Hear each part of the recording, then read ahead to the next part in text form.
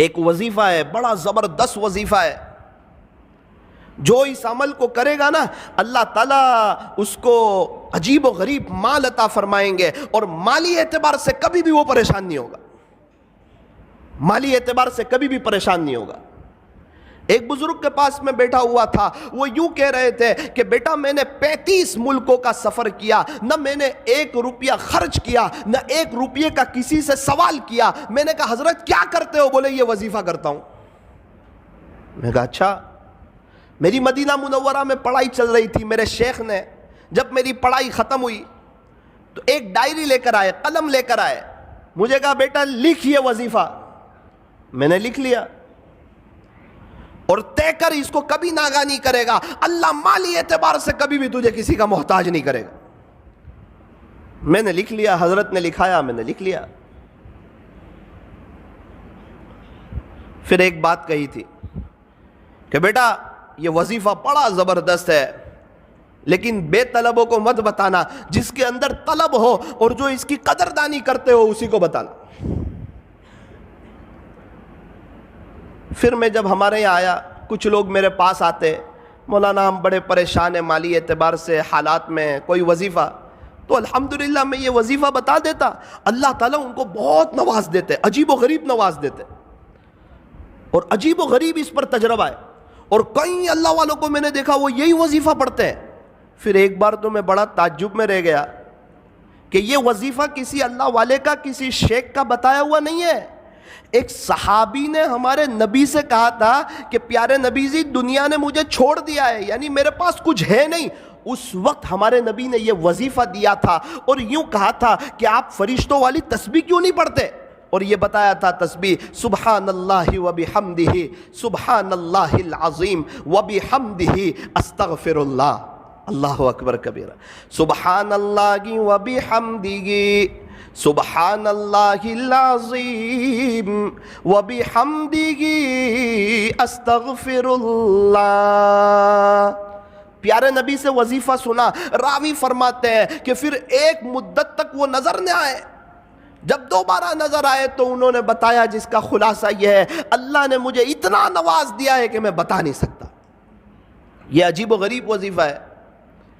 ایک شخص مجھے کچھ وقت پہلے نوساری میں ایک جگہ ملے، سید تھے، مجھے کہنے لگے مولانا کچھ وقت پہلے آپ ہمارے گھر آئے تھے، آپ نے ایک وظیفہ بتایا تھا، میں نے آپ کو اپنی پریشانی بتائی تھی، آپ نے ایک وظیفہ بتایا تھا، الحمدللہ 2 دن سے میں نے شروع کر دیا ہے۔ میں نے کہا یار میں نے بتایا تھا 3-4 مہینے ہو گئے، آپ نے 2 دن سے شروع کیا۔ مولانا آپ کو نہیں معلوم، آپ بتا رہے تھے پردے کے پیچھے سے میری بیوی یہ وظیفہ سن رہی تھی، اللہ کی شان اس نے پابندی سے کیا، ابھی اس کے 36 لاکھ روپے آ رہے ہیں، تو میں نے بھی شروع کر دیا۔ میں نے کہا یار آپ عجیب آدمی ہو۔ میں نے کہا 36 لاکھ روپے کہاں سے آ رہے ہیں؟ کہا وہ وارثے کے آ رہے ہیں۔ تو میں نے کہا ابا کو مارنے کی نیت سے تو نہیں پڑھا تھا یہ وظیفہ؟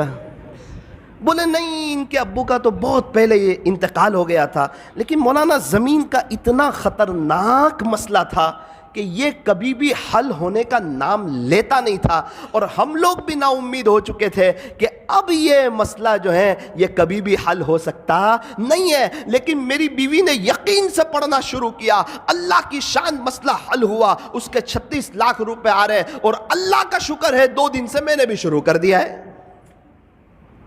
ہمارے نوساری میں ایک بڑے مالدار شخص، ان کے پاس میں بیٹھا ہوا تھا، تو شیخ سے وہ بھی محبت کرتے تھے، مدینہ منورہ کے شیخ سے، تو میں نے ان کو یہ وظیفہ بتا دیا۔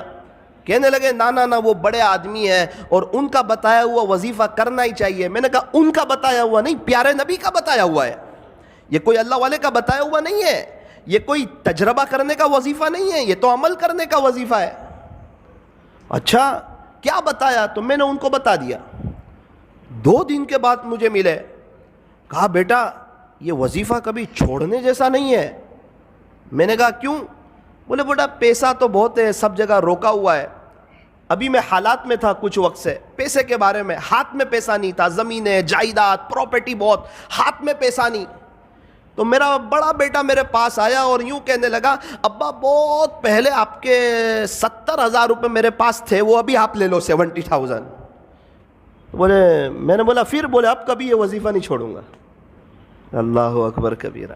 اور شیخ خود فرماتے تھے میں نے جس کو بھی بتایا، جس نے بھی یقین سے پڑھا بیٹا آج سب کروڑ پتی ہے، اور جس نے بغیر یقین کے پڑھا وہ جہاں تھے آج وہاں کے وہیں ہیں۔ تو میرے عزیزو ایک بات یاد رکھو، یہ وظیفہ جو ہے یہ بڑا زبردست ہے۔ میں نے ایک سوال پوچھا شیخ سے جس پر وہ مجھ سے بڑے ناراض ہوئے، بہت زیادہ ناراض ہوئے، اور مجھے کہا بیٹا تیرے سے مجھے یہ امید کبھی نہیں تھی کہ تو مجھے یہ سوال پوچھے گا۔ میں نے کہا شیخ یہ جو وظیفہ پڑھیں گے 100 مرتبہ تو صرف رزق میں برکت ہی ہوگی یا ثواب بھی ملے گا؟ تو بہت ناراض ہو گئے۔ ایک مثال سے سمجھایا مجھے کہ 400 روپے کلو کی چائے ہو اور اس پر 50 روپے کی ڈول کی آفر ہو تو تجھے صرف ڈول ملے گی یا چائے بھی ملے گی؟ میں نے بولا وہ تو چائے ملے گی، ڈول فری میں آ رہی۔ بیٹا اسی طرح جب تو یہ اللہ کا نام لے گا، اللہ کی پاکی بیان کرے گا، اللہ کی حمد بیان کرے گا، صبح صبح اللہ سے معافی مانگے گا، اس کا ثواب تو ملے گا۔ یہ تو صرف اسکیم ہے کہ اللہ اس میں رزق میں اضافہ فرمائے۔ اللہ اکبر کبیر۔ تو آپ کو بھی یہ وظیفہ یہ عاجز بتاتا ہے، طے کرو انشاءاللہ، پابندی سے پڑھیں گے انشاءاللہ، بہت فائدہ ہوگا انشاءاللہ۔ رزق میں صرف پیسہ نہیں آتا، رزق میں بیوی بھی شامل ہے، بچے بھی شامل ہے، رزق میں بہت سی چیزیں شامل ہے۔ اللہ تعالی ہمارے رزق میں برکتیں عطا فرمائیں گے۔ سبحان اللہ و بحمدہ، سبحان اللہ العظیم و بحمدہ، استغفر اللہ۔ پھر شیخ نے کہا بیٹا لیکن اس کا ایک وقت ہے، اسی وقت پڑھ سکتے ہیں، آپ اس کے علاوہ پڑھو گے تو وہ اثر نہیں کرے گا، وہ بات نہیں بنے گی۔ میں نے بولا اچھا اس کا وقت کون سا ہے؟ مجھے کہنے لگے بیٹا فجر کی سنت اور فرض نماز کے درمیان اس کو 100 مرتبہ پڑھنا ہے، فجر کی سنت اور فرض نماز کے درمیان اس کو 100 مرتبہ پڑھنا ہے۔ میں نے کہا حضرت اگر اس وقت کوئی نہ پڑھ سکے تو مجھے تعجب سے دیکھنے لگے کہ اس کا اپنا ہی مسئلہ لگ رہا ہے۔ مجھے کہنے لگے بیٹا جب تک فجر کی نماز کا وقت رہتا ہے، صبح صادق کے بعد سنت پڑھ لیں، اس کے بعد سے جب تک فجر کی نماز کا وقت رہتا ہے وہاں تک یہ پڑھو گے تو یہ اپنا اثر عجیب اور غریب انداز میں کرے گا۔ پھر مجھے اپنے مکان پہ لے گئے ایک مرتبہ، بڑے بڑے لوگوں کو دعوت تھی، مجھ چھوٹے کو بھی حضرت نے گن لیا۔ اللہ اکبر کبیرہ، بہت سی نعمتیں دیکھی، مجھے بتانے لگے، اس کی اہمیت سمجھانے لگے کہ دیکھ بیٹا یہ وظیفے کی برکت ہے کہ اللہ تعالیٰ نے مجھے ایسا شاندار مکان دیا، دیکھ بیٹا اس وظیفے کی برکت ہے، ایک کار تو ایسی میرے گھر کے باہر کھڑی ہے جو تیرے ہندوستان میں لانچ بھی نہیں ہوئی ہے، تو وظیفے کو معمولی مت سمجھنا، کبھی چھوڑنا مت، اس کی پابندی کرنا، انشاءاللہ اللہ تجھے بھی بہت نوازے گا۔ اسی وظیفے کی برکت سے کئی سالوں سے اللہ تعالیٰ نے مجھے عجیب و غریب نوازا ہے، میرے اپنے تعلقات والوں کو بتایا ہے، اور اللہ تعالیٰ نے سب کو نوازا ہے۔ تجربہ کرنے کی ضرورت نہیں ہے، یہ عمل کرنے کی ضرورت ہے، یہ کسی ولی کا بتایا ہوا نہیں ہے، یہ پیارے نبی حضرت محمد الرسول اللہ صلی اللہ علیہ وسلم کا بتایا ہوا ہے۔ میں نے حضرت کے ساتھ دبئی کا سفر کیا، حضرت تو 5 اسٹار ہوٹل میں ان کے ساتھ ٹھہرنا ہوا، کیا شکریہ ادا کر رہے ہیں، الحمدللہ الحمدللہ الحمدللہ، کھانا کھا رہے ہیں شکریہ ادا کر رہے ہیں، شیپ میں بیٹھے ہوئے شکریہ ادا کر رہے ہیں، اللہ کی نعمتوں پر شکر شکر شکر۔ میں نے حضرت کے گھر دیکھا، الحمدللہ الحمدللہ، کھجورے کھا رہے ہیں الحمدللہ، قہوہ پی رہے ہیں الحمدللہ، اور ان کو چکن وغیرہ تو جلدی سمجھ نہیں آتی، ان کو تو مٹن وغیرہ چاہیے۔ تو خلاصہ یہ ہے جو بھی کھا رہے ہیں اس پر اللہ کا شکریہ ادا کر رہے ہیں۔ مجھے وہ بزرگ والی بات یاد آئی کہ واقعتاً اللہ نے ان کو نوازا ہے اور یہ شکر کر کے اللہ تک پہنچ رہے ہیں۔ فرمایا اللہ تعالیٰ تک پہنچنے کے دونوں راستے ہیں، بندہ شکر سے بھی پہنچ سکتا ہے، صبر سے بھی پہنچ سکتا ہے۔ یوں فرمایا ہمیشہ خوش رہنے کا آسان فارمولا، ہمیشہ خوش رہنے کا آسان فارمولا، نعمتوں پر شکر کریں، مصیبتوں پر صبر کریں، شکر کرنے والا بھی جنتی، صبر کرنے والا بھی جنتی۔